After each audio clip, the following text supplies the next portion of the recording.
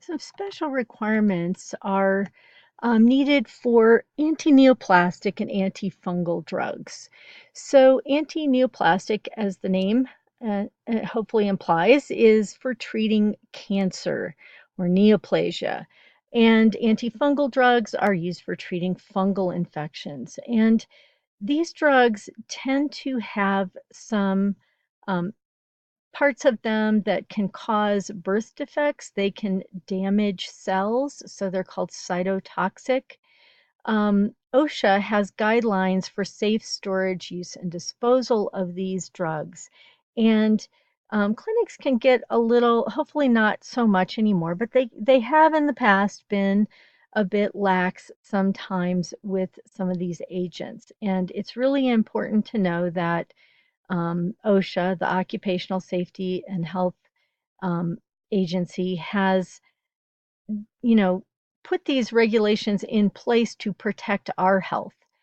We are the ones that would be in contact with these agents over and over, and so it's important to know that they're for your safety and protection. There should be training in every clinic before these drugs are being handled. So it's really a good idea to make sure that there is a training program in your clinic for these. So some of the adverse effects that can happen, I don't want you to memorize these drugs and what they do, but these are some anti-neoplastic and cancer chemotherapy type drugs. So for instance, vincristine can cause cranial nerve palsies, um, so nerve damage to your cranial nerves, which are pretty important to have those cranial nerves intact. Also, cisplatin can cause ototoxicity, so damage to your ears. Doxorubicin can cause cardiomyopathies.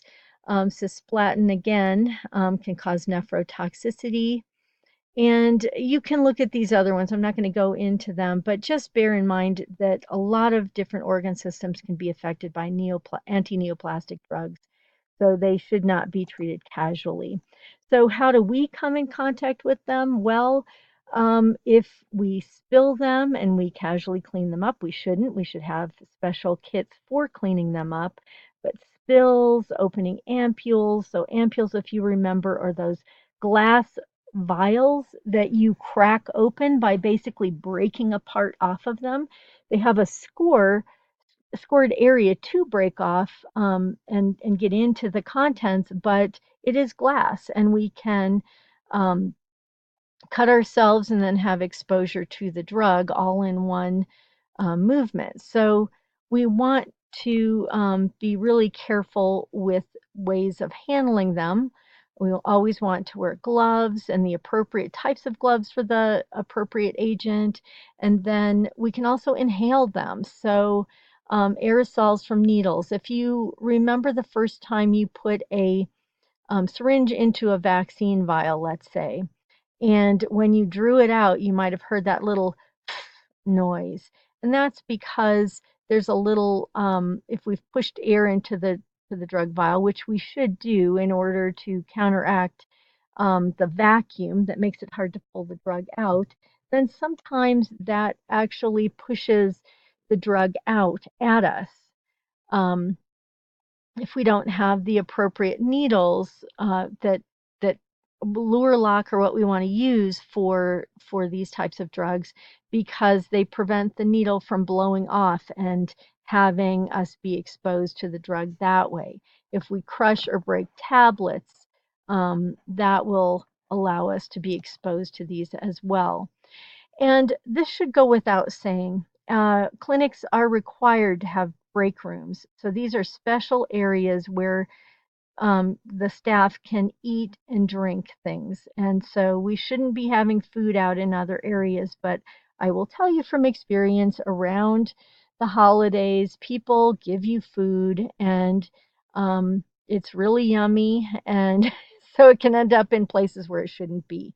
But it really shouldn't be where any of these sorts of activities occur with chemotherapeutic or antifungal drugs are, or where you perform fecals. It goes without saying, but unfortunately, sometimes we get casual about ingesting food and drink.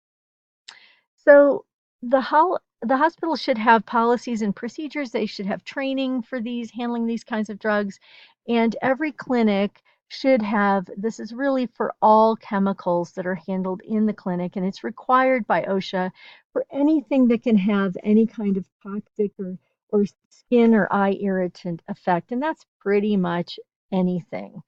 They should have a book that has safety data sheets. Historically, they were called material safety data sheets, and they still get called that. So I'm going to tell you that both terms are used, but SDS is kind of the new term rather than material, just safety data sheets.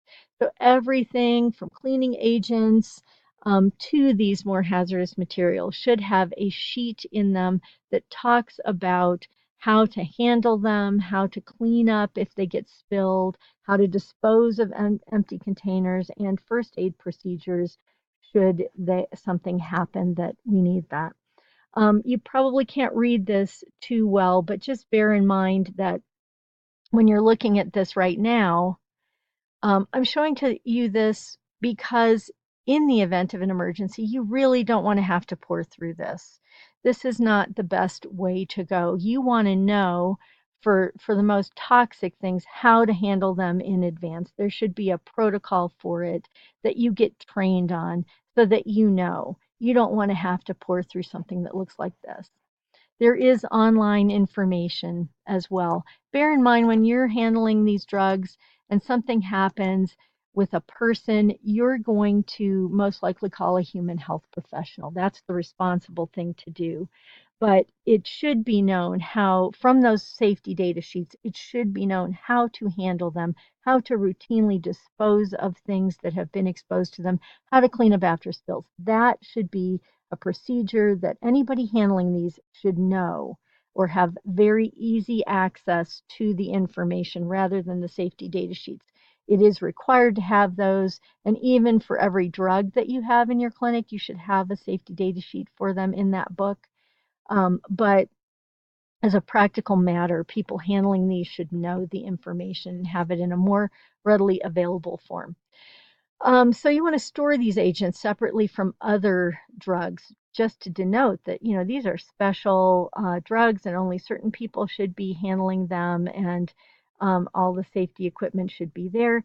This is a technician handling some capsules. That might be perfectly fine. Eye protection might be in order for other types of handling. So they've got gloves on. They might want to have long sleeves rather than just open arms, but this might be a pretty easy to transfer from one bottle to another type of drug.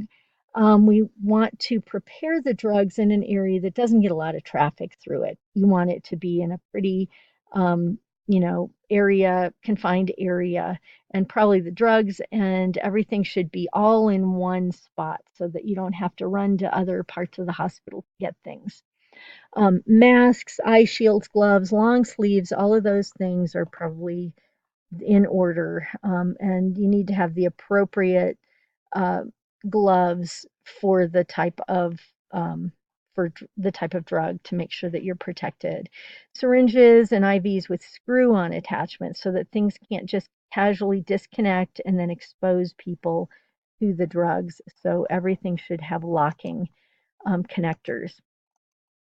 When handling it, I'm not going to, teach you as though I'm going to train you for this purpose. You will want training before handling these types of drugs, but you would want, in good practices, you'd want to recheck the calculated dose before administering it, because these are hazardous to the patient as well as you.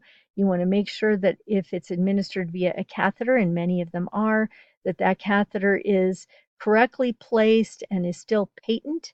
And by patent, when you pull back on a syringe, you'll see blood come back. You want to make sure it's open. And then anything that has had contact with these materials should be put in a sealable plastic freezer bag. Um, and stored appropriately, whether in the freezer or in some other place, but a very heavy duty bag. They need to go into containers that can't leak out very easily. You have to realize that you're protecting people who are handling the disposal of these materials in the future as well. And then a chemotherapy spill kit should be right where these drugs are going to be handled. They should be right there. Everybody should know where that is. And the people handling them who've been trained in that should be cleaning up. You do not leave these for regular cleaning staff who may come in the night. They do not know what they're handling. They do not know what precautions they should take. So it should be cleaned up by the people who are handling it. And your protective clothing may need to go to a special spot. Usually pets are set on absorbent pads in case there are spills so that everything can be contained. And we want a special sharps container for these particular drugs. And everything again is disposed of in these hazardous material disposal bags.